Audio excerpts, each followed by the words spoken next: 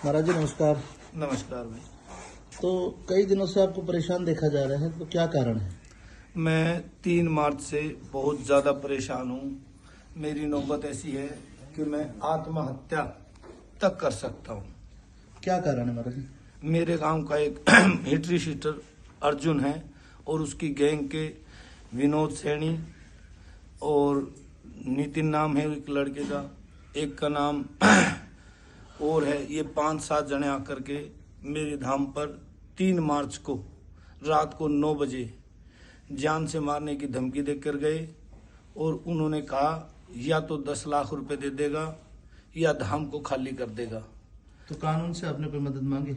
हाँ, मैंने कानून से मदद मांगी। मैंने रात को ही जाना सोचा SHO साहब से मिलने के लिए, तो उनका ड्राइवर मिला मेरे को। उन्होंने कहा ऐसी कोई बड़ी बात नहीं है, आप सुबह आ जाना, SHO साहब यहीं रहेंगे। मैंने सुबह 8 बजे और 9 बजे के बीच में SHO साहब से मिला और SHO साहब को मैंने एप्लीकेशन दी और मैंने कहा कि ये हिस्ट्री शीटर है, इसको आप पकड़िए और इसको बंद कीजिए। कानून से क्या मदद मिली आपको? मेरे को कानून से कोई मदद ना मिलने पर मैं फिर उसके बाद SP साहब के पास कोटपुतली गया और कोटपुतली जाने के बाद मैंने SP साहब से कहा तो SP साहब ने SHO को खींचा, परंतु उसके बाद भी मेरी कोई मदद नहीं हुई। फिर मेरे को गांव में से 2-4 रोजाना आदमी आते हैं और कहते हैं कि आपको जहां मिलोगे वहीं पीटा जाएगा, वहीं कूटा जाएगा, या तो आप पैसे दे दो, उनसे गैल छूट जाएगी। परंतु मैंने उनको नहीं समझा। मैंने फिर दोबारा से आकर के अपने बैठ गया। तो मेरे को आज और कल 2 दिन से गांव के लोग आकर कह रहे हैं कि आपके धाम को बदनाम करने के लिए गांजा, अफीम वगैरह यहाँ पर डालकर आपको बदनाम करने के लिए साजिश पूरी रची जा चुकी है। मैंने अपने जीवन में कोई भी नशा नहीं किया है। मैं सिर्फ खाली एक जीवन में हुक्का पीता हूँ और 2 टाइम का भोजन करता हूँ। उसके अलावा मेरे शरीर में कोई चीज़ का बैल नहीं है। मैंने अपने आप को सिर ना झुकने के लिए मैंने अपनी इंद्री तक काट कर पब्लिक के बीच में फेंक दी। इससे बड़ा और ज्यादा मैं क्या त्याग करके दिखाऊं?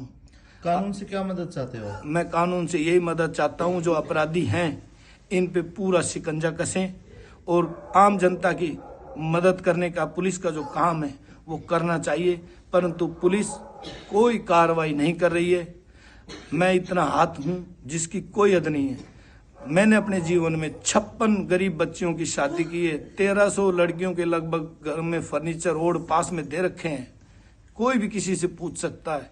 मैंने 1500 आंख लोगों की बनवाई है, 15,000 के लगभग लोगों को चश्मे दान दिए हैं और मैं लोगों की तन मन धन से सब तरह से सेवा करता हूँ। मेरे जीवन में एक उंगली उठाने लायक कोई कमी नहीं है। पर लोगों का क्या उद्देश्य है आपको बदनाम मेरे करने को के लिए? उद्देश्य यही है कि मैं मेरा जो ये काम है, ये मेरी जो श्रद्धा भाव है, जो सेवा है, जो जनता की है, मैं उसके दिल में जगह लेता जा रहा हूँ।